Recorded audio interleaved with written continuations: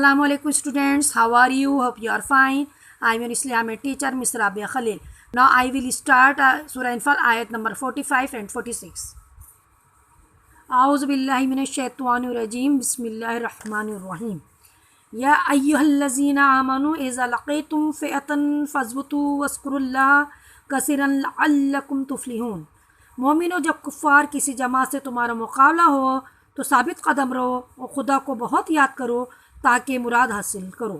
وَأَطِيعُوا اللَّهَ وَرَسُولَهُ وَلَا تَنَازَعُوا فَتَفْشَلُوا وَتَذْهَبَ رِيحُكُمْ وَاصْبِرُوا إِنَّ اللَّهَ مَعَ الصَّابِرِينَ.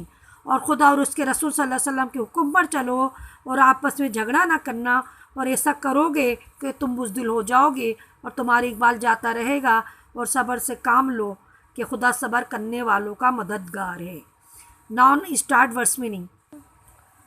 نمبر 1 پہ جو الفاظ ہے فَأَثْبِتُوا تو ثابت قدم رہو، فَتَفْشَلُوا پس تم ہمت ہار جاؤ گے، بطرن اتراتے ہوئے، جارن معاون حمایتی، تراعت آمنے سامنے ہوئے، نکس علی عقبہ وہ الٹے پاؤں پھر گیا، فَاثْبِتُوا فَتَفْشَلُوا بطرن جارن تراعت نکس علی عقبہ تو ثابت قدم رہو بس تم ہمت ہار جاؤ گے، اتراتے ہوئے، معاون و حمایتی، آمنے سامنے ہوئے، وہ الٹے پاؤں پھر گیا.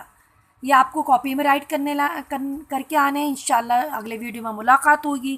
جب تک کہ اللہ حافظ.